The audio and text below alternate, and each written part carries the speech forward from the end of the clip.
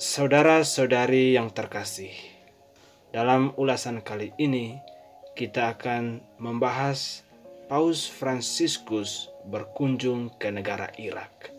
Ini merupakan sebuah kunjungan yang paling istimewa sekaligus paling berisiko sejak pemilihannya pada tahun 2012. Dan kunjungannya ke negara Irak merupakan kunjungan pertama seorang paus ke negara tersebut. Kita ingat bahwa pada masa sebelumnya, ketika Paus Yohanes Paulus II hendak berkunjung ke negara Irak, ia ditolak. Pada momen kali ini, Paus Fransiskus akan berkunjung selama 4 hari, yakni dari tanggal 5 Maret hingga 8 Maret tahun 2021. Paus Fransiskus meminta doa. Saya meminta Anda menemani perjalanan apostolik ini dengan doa-doa Anda, sehingga dapat berlangsung dengan cara terbaik dan menghasilkan buah-buah yang diharapkan. Kita mengiringi perjalanan apostolik Paus dengan doa-doa kita agar segala inspirasi kehadirannya membawa dampak positif bagi kehidupan iman di negara Irak. Walaupun di tengah pandemi COVID-19 dan ancaman keamanan di Irak, Paus tetap melaksanakan kunjungan apostoliknya.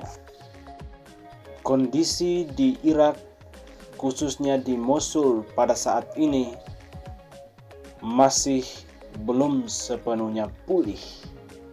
Berbagai gereja dan gedung menjadi saksi bisu kekejaman atau kekuatan ISIS. Sebelumnya dikabarkan juga bahwa Paus Fransiskus akan bertemu ulama Syihab yang berpengaruh di negara Irak, serta mengunjungi kota Ur, yakni kota kelahiran Nabi Ibrahim yang merupakan figur penting di agama Samawi atau Abrahamik. Kementerian Dalam Negeri Irak berkata bahwa pasukan khusus dan tentara disiapkan untuk menjaga Paus Fransiskus. Drone juga disiapkan untuk memantau rute perjalanan Paus. Selain itu, pasukan penjinak ledakan dan kontra terorisme ikut turun tangan bila ditemukan benda-benda misterius serta mengantisipasi pertempuran di jalanan.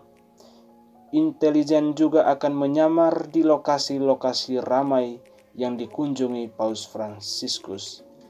Tim teknis siap untuk memutuskan panggilan telepon atau komunikasi radio yang dianggap mencurigakan. Totalnya sekitar 10.000 personel keamanan akan disiapkan untuk melindungi Paus Fransiskus yang kemungkinan akan berkendaraan dengan kendaraan lapis baja.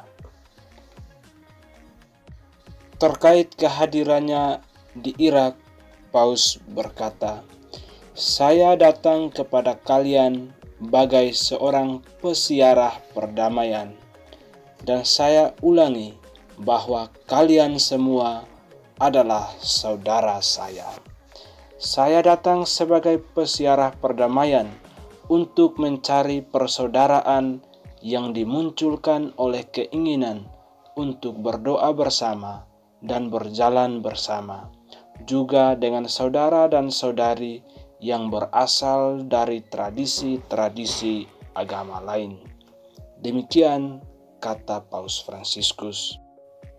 Ada beberapa agenda yang akan dilakukan Paus Fransiskus selama di Irak, yakni mulai dari bertemu ulama Syiah hingga melakukan Ekaristi Kudus.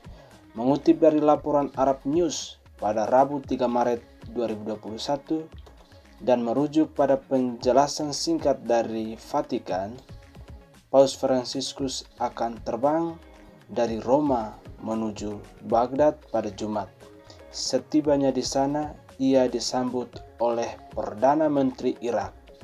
Pada hari Sabtu, Paus Fransiskus akan pergi ke kota Najaf, di mana akan bertemu dengan Ayatollah Agung Ali al-Sistani, pemimpin Muslim Syiah Irak.